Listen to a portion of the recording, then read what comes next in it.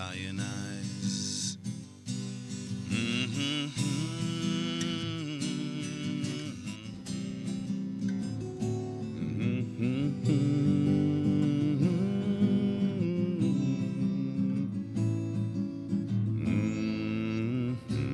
Lion eyes. So what do you think? The French love us now? You know, it's really hard to parody things that were this dumb in real life. Yeah, that's true. But thanks for filling in for John Kerry. I appreciate it. Oh, it was nothing. I've played bad guys before. Huh.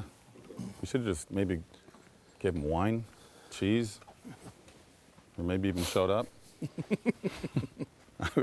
I really don't know. What did you think of that, by the way? That whole thing, sending James Taylor over there. That was ridiculous. I think AC/DC would have been a better choice. Highway to Hell? Yeah. That would probably work pretty well.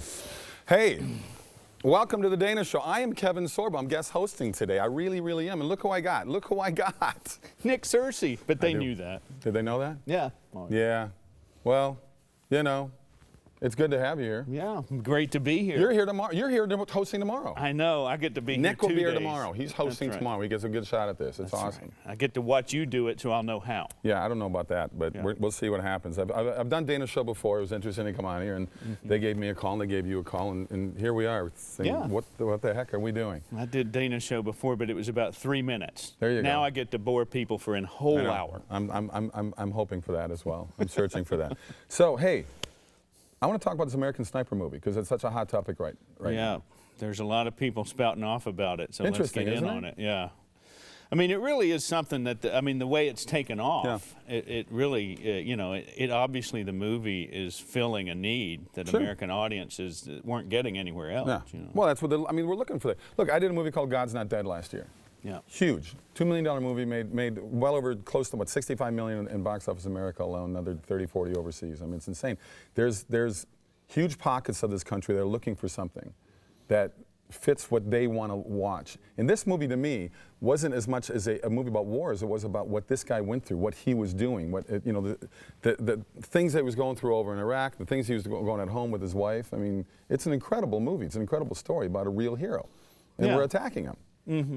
And not all of us. No. Right. Well, a lot of people, I think, we were talking about this before.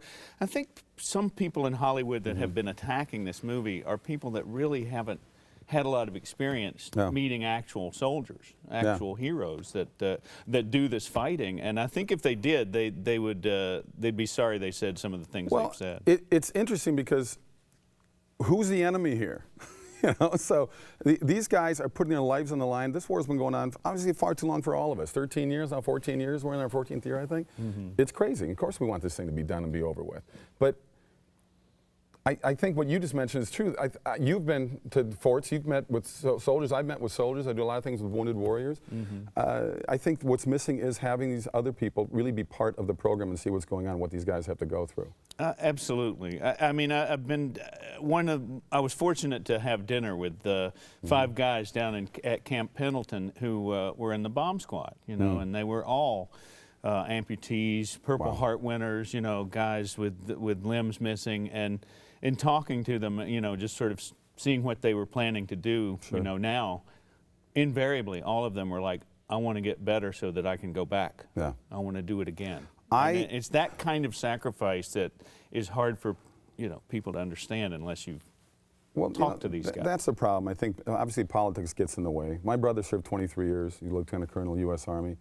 And the stories you hear and the stories that, in the war we're fighting right now, we're not fighting a war. If they get shot at, they've got to ask for permission to even fire back. Right. Because I say, well, are their kids around? Well, yeah, they're using them as human shields. And they say, well, then don't shoot. So either fight the war or don't fight the war, but we're not fighting it. I went to Fort Bragg, met with a bunch of guys. They brought me up in the Hercules. So Hercules got to go up in the Hercules. All right. And I saw these guys. It was unbelievable. There's, 50, 60 of these guys on both sides of the airplane, and they were doing their training session, just going through what they go through before they go back over. A lot of these guys have already been over there 1, 2, 3 times. They jump from only 800 feet at night in this plane and get out of the plane as quickly as possible. That plane cleared out in 10 seconds. It was amazing to see what these guys do and how brave they are. They're 20, 21, 22 years old, every one of these kids. But they haven't really served their country like Michael Moore has. No, of course not.